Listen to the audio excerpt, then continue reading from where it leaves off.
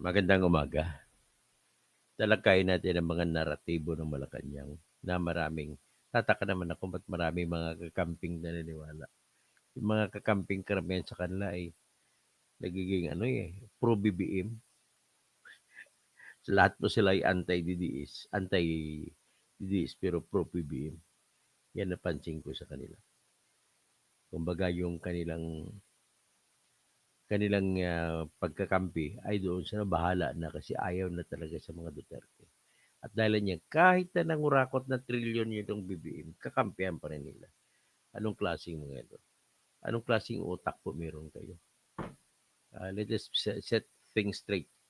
Ito, yung kakampi, yung mali. Ang unang-una, yung argument, yung statement na Malacanang, kinakampihan na, kagaya na may Porcielo. Sabi niya, hindi rin malata, bakit hindi na doon sa NEP? Hindi sila maniwala kay Saldico. Kasi ang paniwala nila, bakit pa si Saldico tatawag kay BBM, tatawag pa ba si BBM kay Saldico para ipasok sa bicameral conference committee ng 100 million. Ang logic, napakasimple ng logic. Pakinggan ninyo. Pero bago natin malalaman ang logic diyan, ay atin pong ilahad dito muna yung sinabi ni Maricel Halili ng News 5 na kung ano ang stand, ano sinabi ng Malacanang patungkol sa mga pasabog na bomba ni Saldico at itinuro na ang mastermind ng lahat ay si BBM at saka si Romualdez.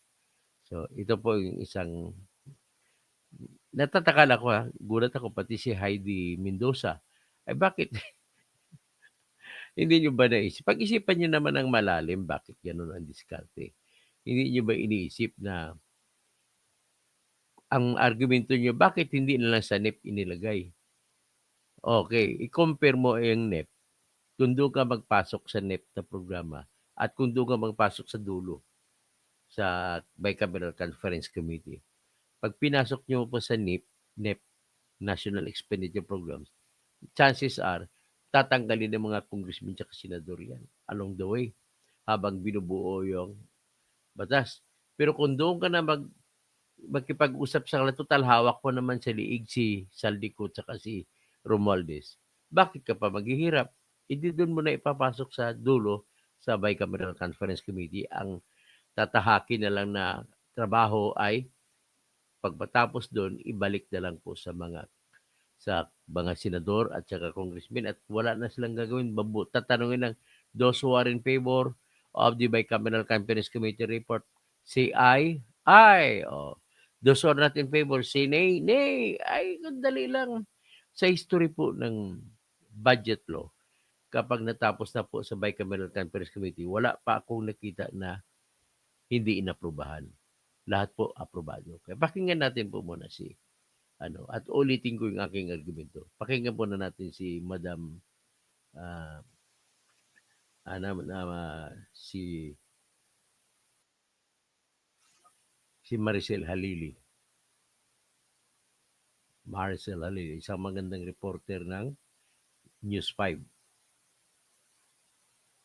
Ito, pakinggan natin si Madam Halili. This is why you Magandang araw mga kapatid, update muna tayo ng mga pangyayari dito sa Malacanang. Inalmahan ng Malacanang ang mga pahayag ni dating Congressman Zaldico kung saan ay idinadawit niya si Pangulong Bongbong Marcos doon sa sinasabing mga ginawang insertions sa national budget noong 2025. Ang sabi kasi ni Zaldico na nasa may listahan daw ng mga proyekto si Pangulong Marcos na ibinigay sa Kongreso para maisama doon sa budget. Pero malinaw ang sinabi ni Presidential Communications Office Secretary Dave Gomez kanina, hindi totoo itong mga sinasabing ito ni Zaldico at malinaw naman daw na mismo ang Pangulo ang nagbulgar nitong mga usapin tungkol doon sa anomalya sa flood control project.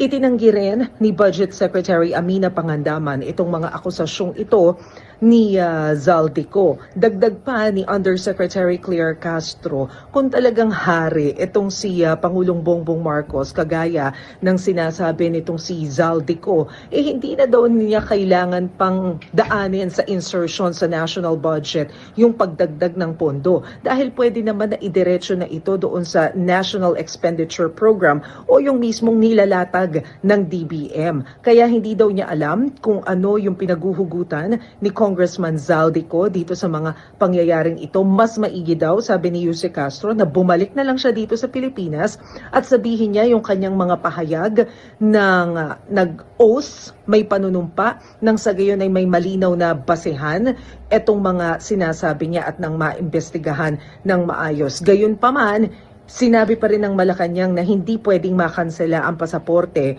ni Zaldico kung hindi pa siya nasasampahan ng kaso. So ganun pa rin yung kanilang pahayag, kailangan pa rin na mahintay yung paghahain ng kaso laban sa dating kongresista, dahil ayaw naman daw nilang basta-basta magmadali at sampahan ng kaso tapos ay mababasura lamang. Yan muna ang pinakahuling balita mula dito sa Malacanang. Ako po si Maricel Halili. Magandang araw.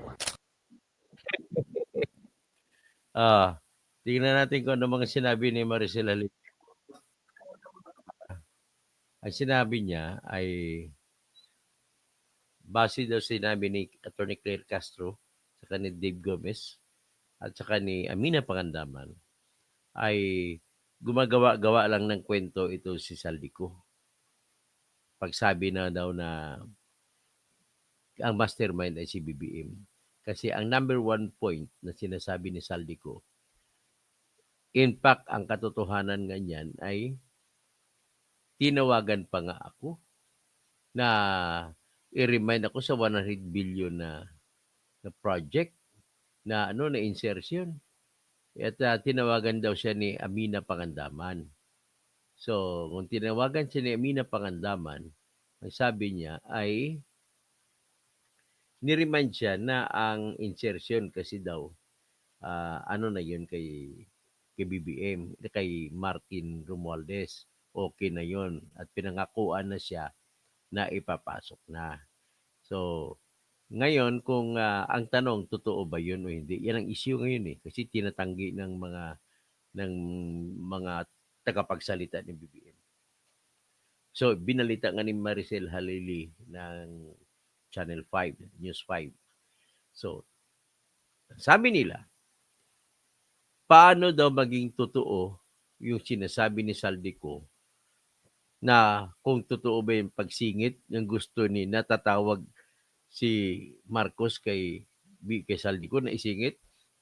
Sabi hindi daw totoo yun. Sapagkat ang katwiran nila, tandaan ninyo, presidente si BBM. Kung presidente si BBM, doon pa lang sa pagsimula pa lang, pagpanukala pa lang, doon pa lang ilagay niya na doon sa panimulang budget, yung proposal o paklo o yung ang tawag niyan, yung proposal, ang panukala.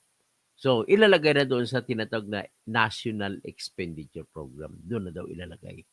Yung National Expenditure Program po, lahat po ng gusto ng presidente gagastusan sa sunod na taon ay nakalagay roon.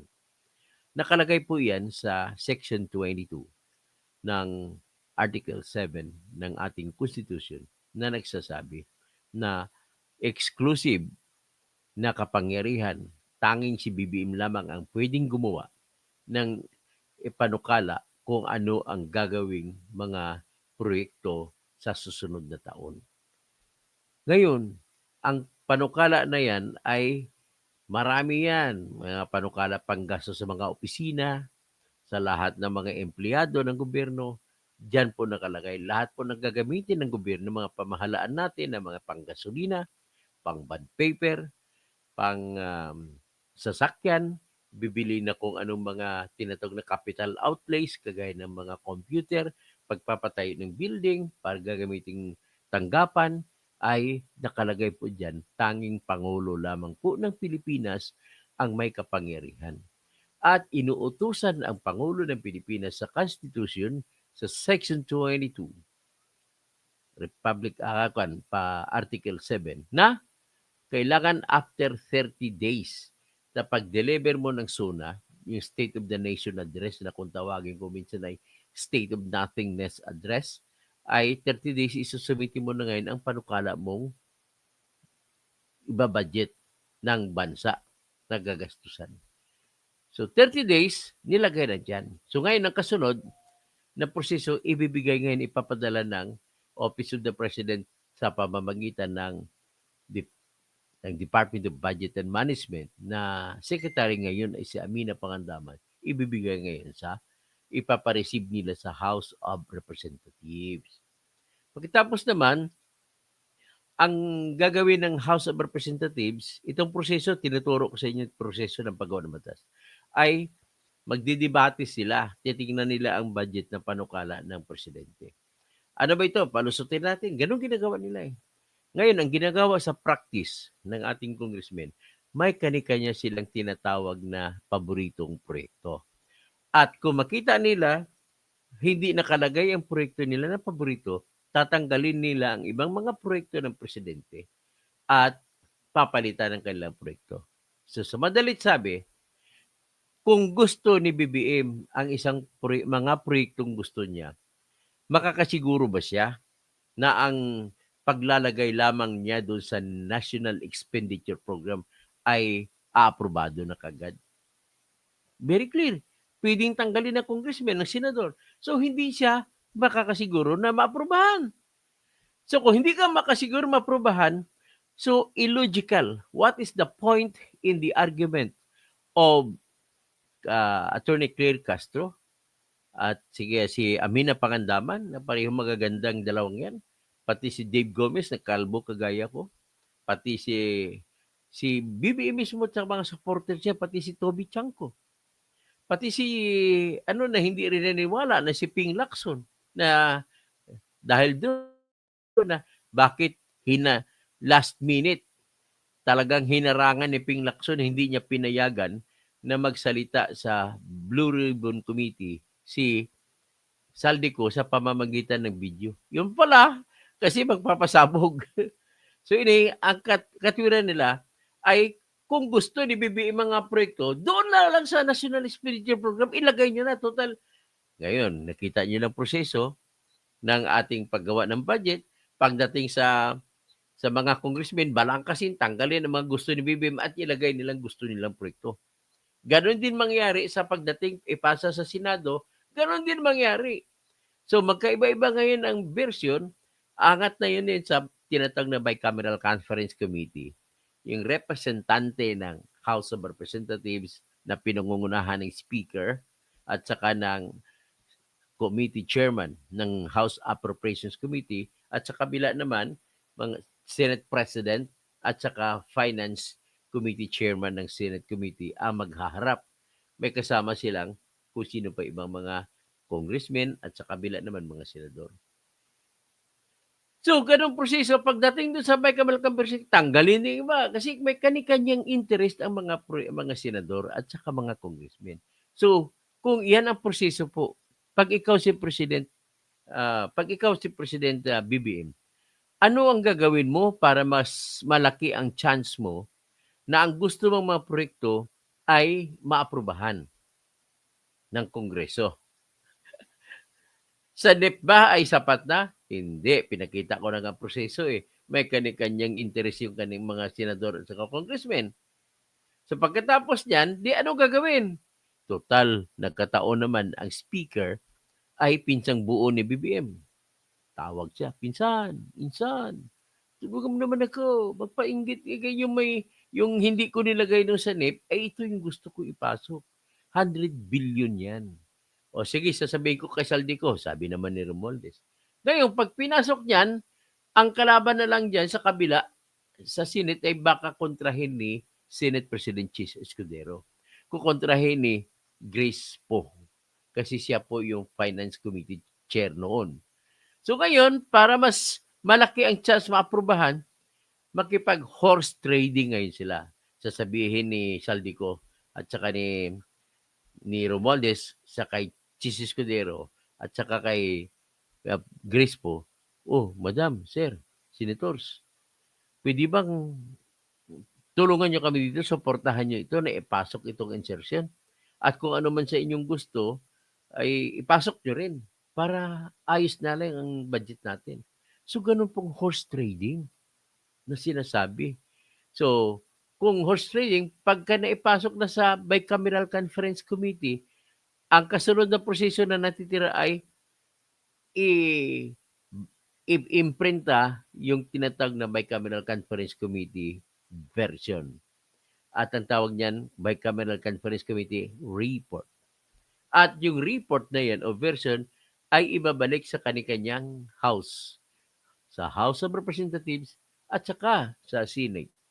At kung may balik na, tatanungin uli ang lahat ng member ng House of Representatives, kayo, ito na po yung na pag-ayos na, pagtugma na o na-reconcile na mga differing provisions ng Senate version at saka ng House version sa ating budget law. Ito na po ang report, basahin nyo at magtatanong ngayon ang speaker. Those who are in favor of the Bicameral Conference Committee report to become our General Appropriations Act for the year 2025, say aye. Okay. Ay. Hindi kaya tawagin isa-isa nominal voting. Kung minsan ginagawa nila yan. Tawagin isa-isa mga congressmen. At isa-isa mong salita, I vote. Kundi, I object. Ganun ang mangyari. So, kumo, ang nangyari dyan ay ratification na lang, madaling aprubahan. Hindi na ngayon makikita mabusisi yung pinasingit ni BBM. Ganon din ang mangyari sa House, sa Senate. Hindi authorized ang Senado at saka yung Kongreso na magdebate-debate pa. Kasi ano na yan nasa ratification stage na. So, ngayon, pag mabuto-boto na, ipapadala ngayon sa Malacanang. Ang tawag dyan, enrolled bill. Yan ang proseso. Ang tawag ng enrolled bill, yung final form na. At i-forward sa Malacanang, tanggapin ng Malacanang, at bigyan yung presidente ng 30 days para pag-aralan ang bagong batas ng budget para pipirmahan. At sa nakalagay din po sa konstitusyon natin na may tinatawag na veto power ang ating presidente. Ang ibig sabihin po ng veto ay may kapangyarihan siya mag-disapprove kung ano man mga budget ang ayaw niya. Okay, so ganoon. So ngayon, dito sa ngayon, kung dumating na sa punto na yan, ang gagawin na ni BBM, nilagay ba yung aking request na ipasingit ng 100 billion? Akita niya, nilagay. So ngayon, nagtandaan nyo, nagka-problema. Kasi mas mataas pang budget, ang halaga ng budget ng DPWH kaysa education sector. Bawal naman sa Constitution kasi nakautos sa ating Constitution sa section Article 6 sa Section 27 na kailangan mas mataas pa ang budget ng edukasyon. So para maggamot ni BBM, ang ginawa niya, binato niya, dinis-approve niya ang 26 billion pesos na budget sa DPWH. Puro flood control. Binawas niya yun. Ngayon, ang 26 billion, binawas niya mula doon sa total na 421. Iniwan niya ngayon ang 398 na billion na project. Tama ba ako? Ngayon sa sunod, ang iba na naman na binito niya, dinisapprove, ay yung unprogrammed funds, natatawa ko. Ang unprogrammed funds, tinawag na nga unprogrammed kasi walang pundo, tapos tatanggalin mo pa, hindi sa approve mo pa, ibeto mo pa. Ngayon, nung huli ko lang nalaman, ang sikreto pala, pag malaking gusto mo kuha, ay unprogrammed mo na tapos punduhan mo. So anyway, punta tayo dito. Ngayon, ibig mo sabihin, so napakita ko na ba, naintindihan ninyo na mas malaki ang chance ni BBM na maaprubahan ang 100 billion niya na hinihingi na ipasok na programa kaysa yung sa NEP na lang niya ilalagay? Siguro naman, naintindihan ninyo. Ngayon, ipalabas ko dito ang mga ang mga budget, ang listahan ng 100 billion. Pero bago ko ilabas, ay magbabasa muna ako ng mga inyong ng mga inyong comment. So, ang comment naman po ni Your Game is a Scam Shame, debilitating confession. Sabi niya, nonsense, inserting in the end will conceal it better due to the time gap for anyone to notice as well as finalize the exact amount. They may plunder. We are not idiots. Yusek. Oh, tama. Correct ka. Yeah. Tapos, masasabi ko lang kay Ma'am Claire, kay Prof. Cielo Magno, mali po yung, hindi nyo ba naisip, yung naisip ko, na mas madali magpasingit ng insertion sa bicameral conference insertion kaysa yung sa NEP? Oh, Ma'am Heidi Mendoza, I voted for you in the last election. So, mas 'di ba mas madali mag-insert kaysa sa bicameral conference committee stage kaysa sa NEP? Oh, pag-isipan niyo naman. Alam ko ano ka CUA commissioner ka, Ma'am Heidi Mendoza. So, you know it better than me. Ganon din kay Ma'am Prof. Cielo Magno. You know it better than me. Kaya, pero ako, naisip ko yan. Tama bang naisip ko?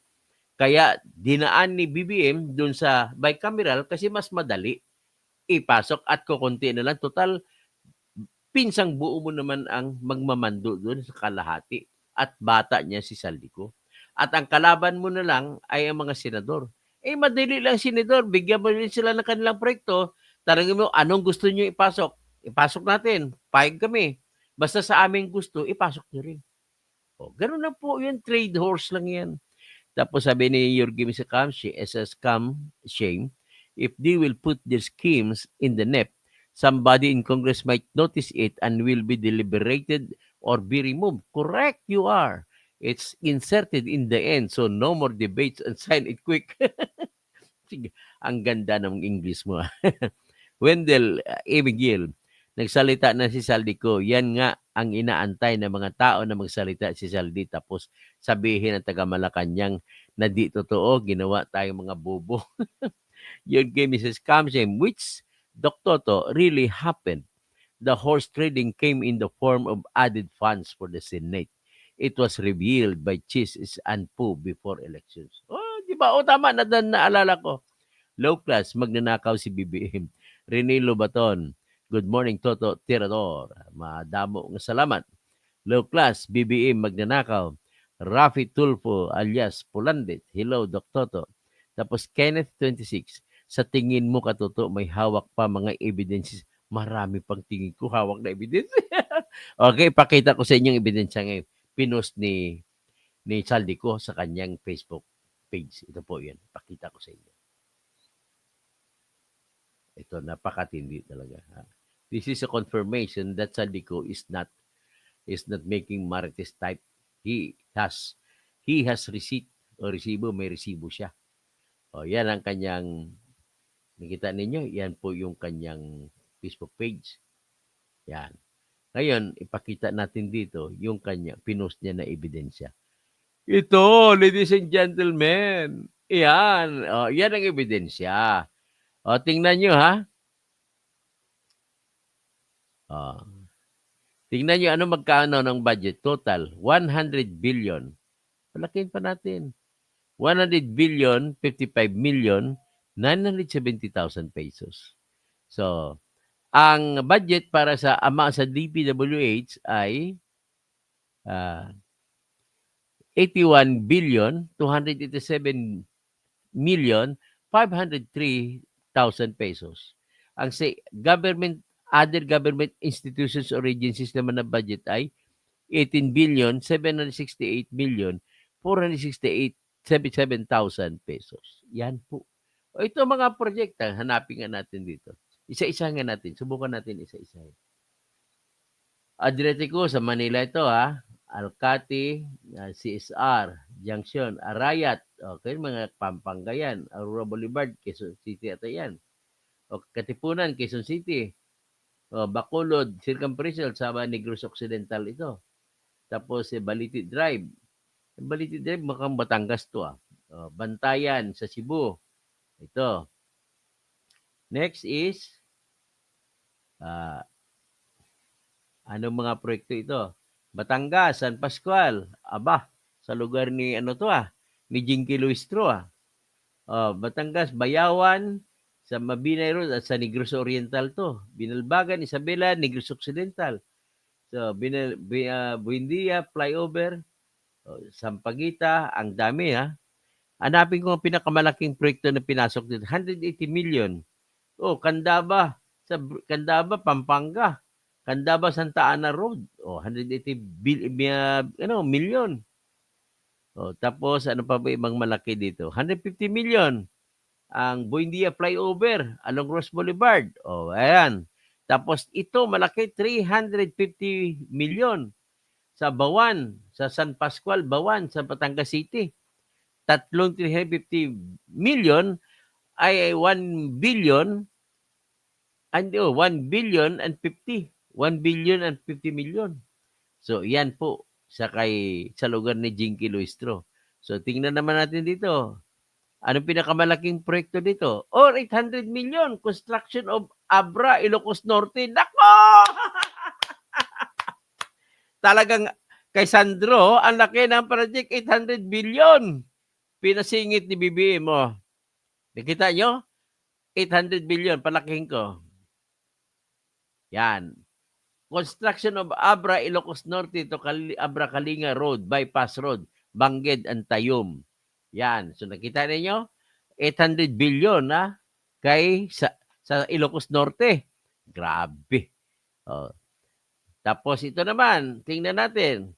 Ano pa ba ibang malaking proyekto dito? Tinitingnan na lang natin na malalaki. Ayan, 250 million. Apat na 250 million, 1 billion. Nako, ito naman sa Barangay Adela. Barangay, saan ito? Mindoro, Oriental Mindoro.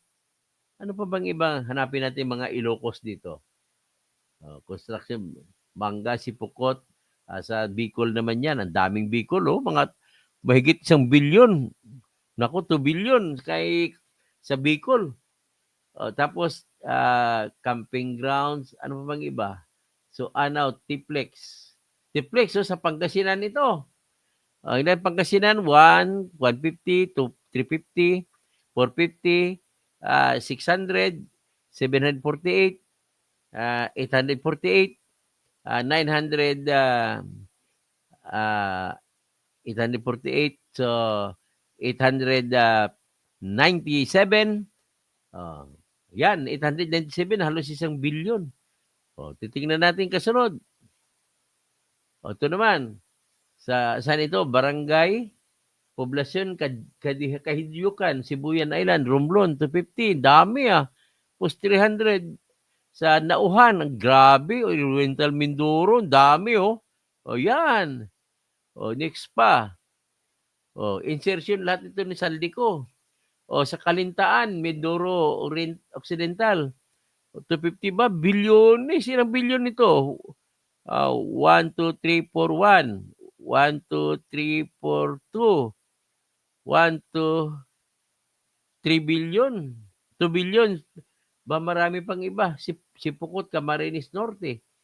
Ano pa bang project malalaki? Construction, Barangay Silang, Section, Puerto Princesa City. Tapos ito, 2 Puerto Princesa City, kalating bilyon. Grabe So ito naman, project naman ito, mitigation structure daw sa Labo, Camarines Norte. Siyempre, Saldico, taga Camarines, si Bicolano. Bicol Express ito si Saldico So, ito naman ito, Binungan River, Lacob, Abra, Aba, Region 1 ito. Wow! 800 million! Saan ito? Sa Barangay Gadani, Tayum. Sa Region 1 naman, Ilocos. At isa pa, Abra naman sa lugar naman ni Bersamin, 600 million.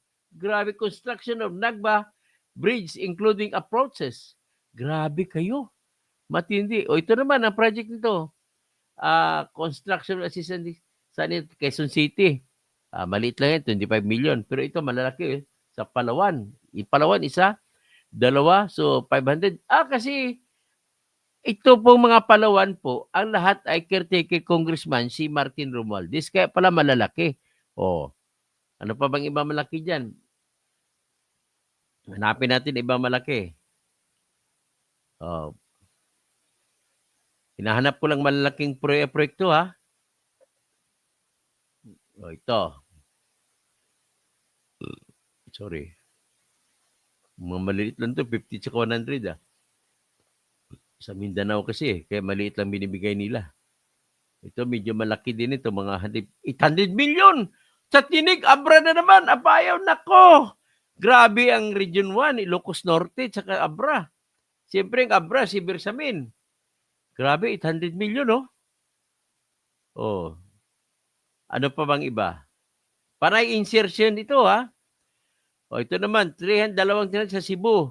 Dalawang 300. Lalaki ang binigay sa Cebu, ha? Kasi malapit kay BBM.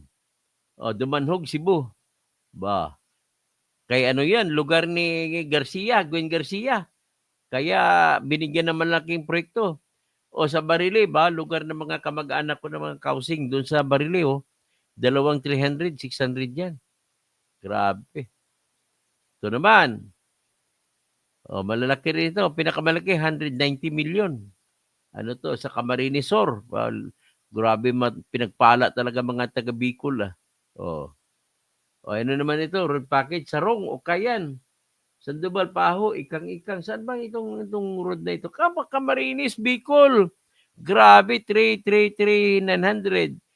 Tapos 1,150, 1,400, o 1,650, 1,750, 1,800.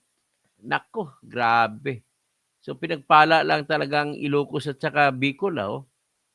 Ito naman, Sipokot, Santo Tomas, Macolcol Dike, San Narciso, Zambales naman ito. Ang dami, ito malaki. 200, Pampanga, Candaba. Ito naman, isa, 300, Bypass Road, Arayat. Kay Dong Gonzales naman ito. Arayat, 200, 250, malaki-laki. Isugod, Tagdaw. At saan ba ito? Construction Tagdaw, saan ba ito? Tapos iba, El Nido, Palawan na. Ito pa iba. Hanapin ang pinakamalaking mga proyekto lang ito, i-discover natin. 350, Magalan, Nasugburod, Batangas. Batangas Alae, Tapos 700 plus 700, 1.4 billion. Grabe. Mga Visayas tsaka Mindanao na proyekto, wala Wala halos. Yan. Tingnan mo kung saan-saan yan. 195, 198. Ano ba ito? Labangan. Hanapin ko nga rito yung proyekto sa Santo Tomas, sa San Jacinto, Pangasinan. Grabe 350 Bypass Road, Quezon Province. Pwede mga JJ to mga project ni JJ ilang 350 to? Dalawang 350, 700 na yan, plus 220, plus 234, so 700 plus 400, 454, so plus 700 ba, 1 billion mahigit. Mayroon pang iba pa. Punta naman tayo dito. Ito. Saan ba ito? 200 million. Malaki-laki rin ito. Maharlika Highway. Saan may Maharlika Highway na ito? MacArthur Highway. Ang problema lang, station number lang binibigay. Ginubatan Albay, malaki din. Bulanggi Albay. Ito 257, Mindoro West Coastal Road. Ito yung mga insertion ni Marcos. 350, Talaw-Talaw, Dalahican Port. Yun mga pinasingit ni BBM. Ito naman, 200 million na Sugbo. Grabe si Jinky Luis Trua. Kamiling Tarlac. Yun pa.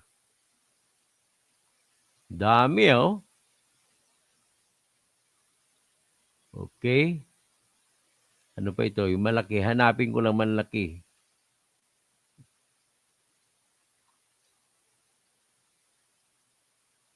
Dami mga Quezon City,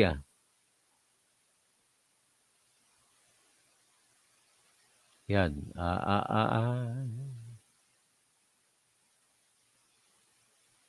O, 350. Ano ito? Quezon Province. Kay JJ.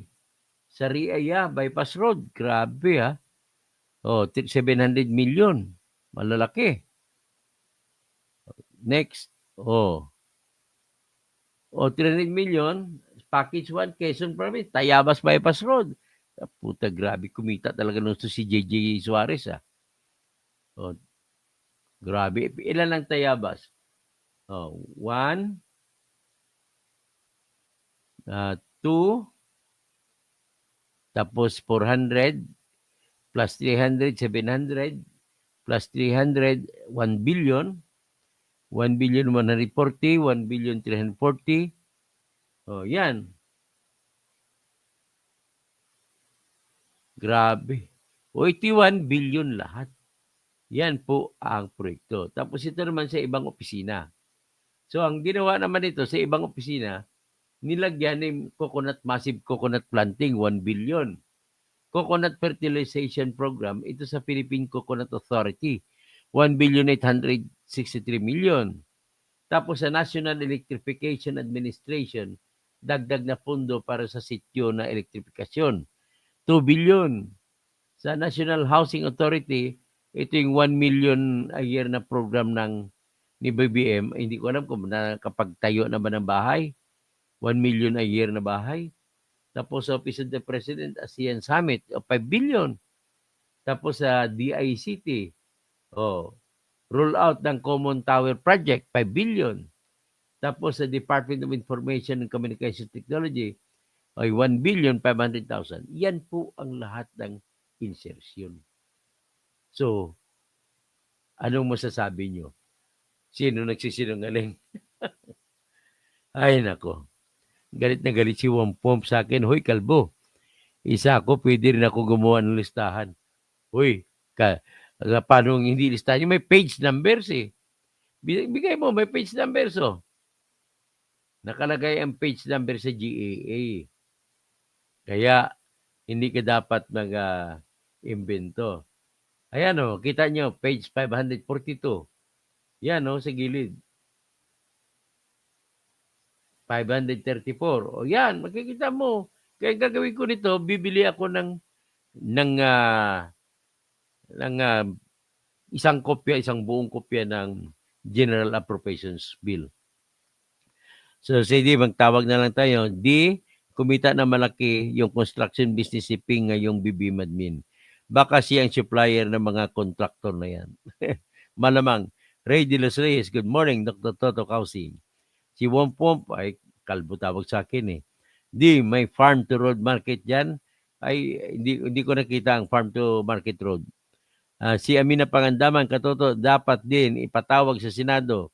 Kaya lang bakal nila ulit itigil ang investigasyon sa flood control sa Blue Ribbon. Lumalakas ang tunay na kulay ni Pinky. Ebidensya na yan, dami the boat is sinking.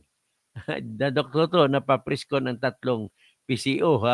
Si Kenneth 29, sa tingin mo, Katoto, may hawak pa nga ebidensya ko. Marami pa kung hawak na ebidensya yan. Remember siya yung Appropriations Committee. Alam niya lahat ang ginawa. Low class, BBM magnanakaw, Rene Lobaton. Okay?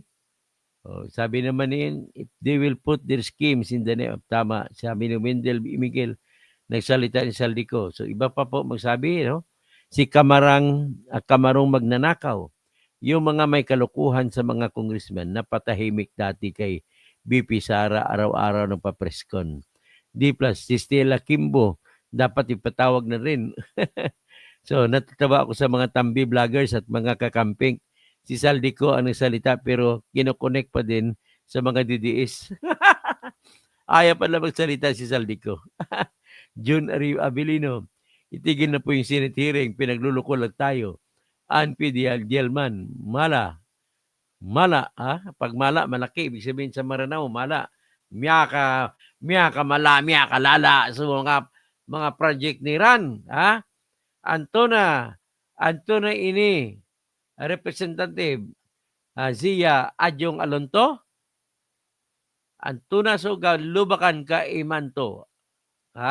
Congressman Iman Alonto, laki ng kinikita mo, balita ko, you bought votes in the last minute to 25,000 per voter. Grabe. Kaya marami silang nakuha na kulimbat. Sa Mian de la Cruz, Bendalo daw pa kasi ngayon ang umiral kay pang baliwala ay yung mga nagsasabi ng totoo. O yan. So yan tanda, kita nyo. Paano yan, Maricel Halili? Are you now saying na maniniwala ka sa kanilang ginagawa? O I'm calling out kay Madam Heidi Mendoza. Please be fair. Tingnan mo po. Ikaw po ay commissioner dati ng COA, kaya alam mo yan. Si Professor Cielo Magno, expert po siya dito sa mga budgeting. Kaya dapat alam din Prof. Cielo Magno, tsaka yung kanyang husband na si Atty. Gatmaitan. O tingnan niyo ito. Huwag na tayo let us follow, sundan natin kung saan ang ebidensya. Huwag na tayo magtawag na kakamping tayo, maka-Duterte tayo, kung maka-Marcos tayo, kung ano-ano ka man, sundin natin ang ebidensya. Okay? At saka yung batas, sundin natin. Talagang tawag niya? Sinungalingan, Capital BBM Administration. O ngayon ang tawag ko, what is the capital of the Philippines? Sige nga, sagutin niyo ako. Ano ang capital ng Philippines? What is the capital of the Philippines? Sabi ni Undoy, wala na pong capital, ubos na sa flood control. Akala ng iba, Manila. Do you know Saldico? Yes, I know Saldico. And he is one of the worst animal on earth.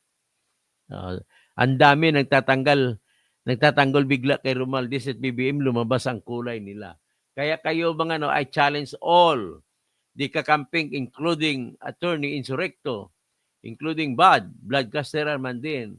What can you say? Why are you defending Saldico? Yan lang tanong ko. Sa Tacloban Leyte, ang kapital ng Pinas, ang kapital ng Pinas, ano ang kapital? What is the capital of the Philippines? Sagot ni Undoy, Manila. No. Wala na pong kapital, ubos na sa flood control. Nakurakot na. Yan. Yan ang katotohanan sa buhay natin. Ang Pilipinas ay wala ng kapital. Ubos na. Ngayon, ang sasadlakan natin sa ngayon, napansin nyo, di ba, tinanggal yung si Lumagi na na commissioner ng Bureau of Internal Revenue. May tanong ako sa inyo, bakit kaya tinanggal? Wala ng kapital ang Philippines. Philippines has no capital. Tama, no? What is the capital of the Philippines? Philippines has no capital. Why did you say that? Kasi naubos na sa flood control. De Lima, I'm calling out on you, Senator De Lima. Chel Jokno, calling out on you, Cristina Conte. Mga kakamping, bakit hindi kayo nagagalit? Si BP Sara lang ba gusto nyo? Ang problema ko nila, napasyadong allergy sila kay Sara Duterte. Because of their fear of Sara Duterte, mas ginusto nila suportahan si BBM. Grabe talaga. Matindi talaga kayo. Let us get real. Ganun gusto ko. Wala nang kapital ang Philippines. Anong pang gagawin ninyo? Mga loyalist vlogger, si Coach Garrett. Ano ba yan? Si Epipanyo Labrador. Sino pa bang iba? Marami pang mga vlogger na maka-BBM. Sino pang iba doon? Marami pang iba. Ayaw ko lang bagitin. Magiging patas naman kayo para makatulong kayo sa bayan. Sabihin yung katotohanan. Kagaya nito. How else can we say that the event that occurred wherein napakahirap po para kay Saldico para magsalita ng ganon? Bakit po? Kung ang gagawin lamang ni Saldico ay hindi siya uuwi, total iyan naman ang gusto sa kanya ni BBM at huwag siya magsalita, ay magagawa niya. Magtatago lang siya doon. Pwede na siya magkabili ng citizenship sa Malta. So tapos kung magtatago siya doon, hindi niya na kailangan pa magsinungaling. Tago na siya. At hanggang sa mamamatay siya, doon na lang siya. Ngayon, bakit mas pinili niya magsalita? At kung pinili niya magsalita, ang danger po dyan, Hoy, Tiriridon, asan ka ba? O kanino ka kakampi? Kay BBM o kay Saldico? Kaibigan mo pa naman si Saldico. O ngayon, kung hindi magsasalita si Saldico, magtatago lang siya, kaya niya. Hanggat sa mamatay siya, hindi siya mahuhuli. Hindi siya maiuwi sa Pilipinas. Pero bakit pinili niya magsalita? Yan baga, sa totoo lang, iniisip niya baka siya patawarin ng mga Pilipino at patawarin siya magiging state witness. Payag naman ako, huwag na siya ikulong. Mag-state witness na siya para matigil na itong corruption na ito. Ituro niya ang lahat na politiko. Sa totoo lang, ladies and gentlemen, kung meron man tayo matitipon, maihambing sa isa't isa na mga testigo, wala na pong ibang testigo na makatalo pa kay Saldico sa pinakamaraming politiko na kilala at alam, personal na alam, kung sino ang kumakausap sa kanya na para makakuha ng pondo mula sa ating bayan. Di ba? Ako, bayag ako. Huwag na ikulong si Saldico. Basta, ituro niya lahat-lahat. Ganun lamang po. Pero, ang gagawin lang dyan, huwag ka muna umuwi, Saldico. Uwi ka na lang kung si iba ng presidente. Kasi pag iba ng presidente, pwede na ngayon kasuhan ang mga tao sa ngayon na mga kakampi ni BBM. Sabi ni, nagbasa ako ng comment, ha? Si D, sabi ni Direk Freddy, scripted daw si Zaldico kasi may binabasa. Paano yan? May binabasa din si Auntie Claire kanina. Hindi, scripted din yun. Halatang halata na siya. Ay, grabe ka ng Derek Freddy. Rido Zapanta, bakit kaya hindi maubusan ng kasinungalingan si Auntie Claire sa pagtatanggol kay BBM? Ay, nako. Tapos, si Annie Bailoses Bignes, the capital of the Philippines is flood control. Terry Ridon, kaibigan mo si Saldico, i-depensa mo. Grabe yung stock market, medyo umangat na kanina tapos bumagsak na magsalita si Saldico. Nako, patay tayo. Rido Zapanta, ano kaya sasabihin ng mga loyalist vloggers? Akala ko distrito ni Tambi ang kapital ng Philippines. Andun lahat ng kapital natin napunta sa Tacloban. dinala ni Romualdez. John Abilino, ang gaba, di musaba. De Lima, Shell Jokno, Cristina Conte, mga kakamping. Pero bakit hindi kayo nagagalit? Si BP Sara lang ba gusto nyo targetin? Wala talagang kwentang buhay yan. Wala tayong magagawa, siyang Vice President eh. At kung matanggal si Bongbong Marcos, wala tayong magagawa, siyang Vice President. Sabi ni Kenneth Quintana, wala na ang kapital ng Philippines, nakurakot na. Okay, Juan Luna, ganda naman ang pangalan mo. Do you know Saldico? I do not know him personally, but I know him through readings kung sino siya.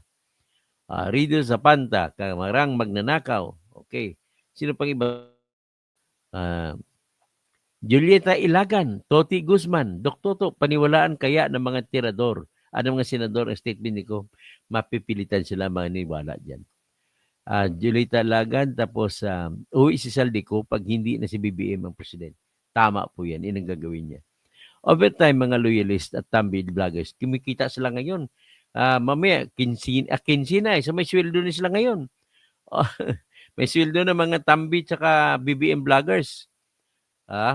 Tapos, Ray de los Reyes, pag din ako, wag ikulong si Saldico, basta ituro lahat. Ako, yan din ang posisyon ko eh. D plus, oy Doc Toto, paano na yung kaibigan mong vlogger na nakapaskil lahat ng bank account niya? BBM Defender din yun. Okay. So hanggang diyan lang muna tayo.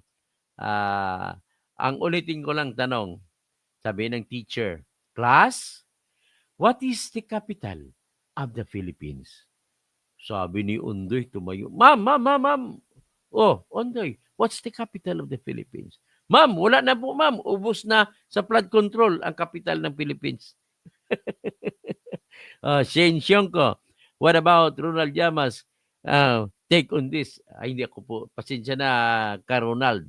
Kaya may kaibigan tayo, but I do not believe na ano ka rin, although medyo fair ka, pero mas malamang ang leaning mo dun, anti-Duterte, anything that you would state, even to the point of manufacturing out of mga kachismisan o maritisan ay ginagamit mo rin na dahilan para mag-criticize.